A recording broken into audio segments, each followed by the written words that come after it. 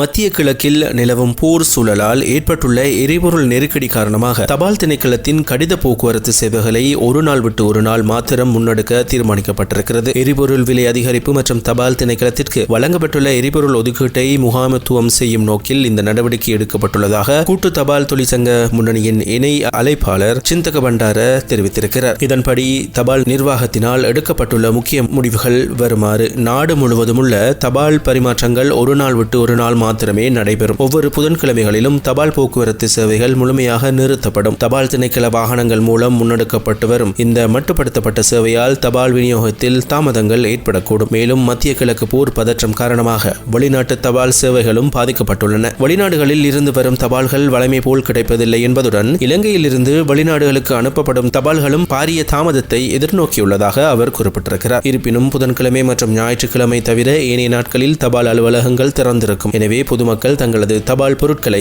தபால் அலுவலகங்களில் ஒப்படைக்க முடியும் என அவர் மேலும் தெரிவித்திருக்கிறார். இலங்கை ஈரானின் மிக நெருங்கிய நண்பன் என்றும் எந்த சந்தர்ப்பத்திலும் இந்நாட்டிற்கு உதவ ஈரான் தயாராக இருப்பதாகவும் இலங்கைக்கான ஈரான் தூதுவர் அலி ரெசா டெல்கோஸ் தெரிவித்திருக்கிறார். இலங்கையில் உள்ள ஈரான் தூதரகத்தில் நடைபெற்ற விசேட ஊடகவியலாளர் சந்திப்பில் கலந்து கொண்டு கருத்து தெரிவித்த அவர், இலங்கை எரிபொருள் அல்லது வேறு ஏதேனும் அத்தியாவசிய பொருட்களை கோரினால் அவற்றை வழங்க ஈரான் தயாராக உள்ளது என்றார். ஹோர்முஸ் நீரிணையை ஈரான் தனது நட்பு நாடுகளுக்காக மூடவில்லை என்பதையும் அவர் இங்கு வலியுறுத்தி இருக்கிறார். இலங்கை இக்கட்டான நிலைக்கு உள்ளாவதை ஈரான் ஒருபோதும் விரும்பாது என்றும் ஈரான் தேசத்திற்கு இலங்கை மிகவும் மரியாதைக்குரிய நாடு என்றும் அவர் மேலும் தெரிவித்திருக்கிறார். அண்மையில் அமெரிக்க நீர்மூழ்கி கப்பல் நடத்திய டோர்பிடோ தாக்குதலால் மூழ்கடிக்கப்பட்ட ஈரானின் ஐரிஸ் டெனா போர்க்கப்பலில் இருந்தவர்களை மீட்பதற்கு ஈரான் கோரிக்கை விடுப்பதற்கு முன்னரே இலங்கை நடவடிக்கை எடுத்திருந்தது. இலங்கையின் உதவியை இந்த சந்தர்ப்பத்தில் தூதுவர் அலி ரோசோ டெஸ்கோஸ் நன்றியுடன் நினைவு கூர்ந்தார். இதேவேளை ஈரானில் உள்ள இளைஞர்கள் மீண்டும் தாயகம் திரும்ப விரும்பினால் அதற்கான வசதிகளை செய்து கொடுக்க ஈரான் அரசாங்கம் தயாராக இருப்பதாகவும் தூதுவர் மேலும் குறிப்பிட்டிருக்கிறார். ஈரான் போரை விரும்பவில்லை,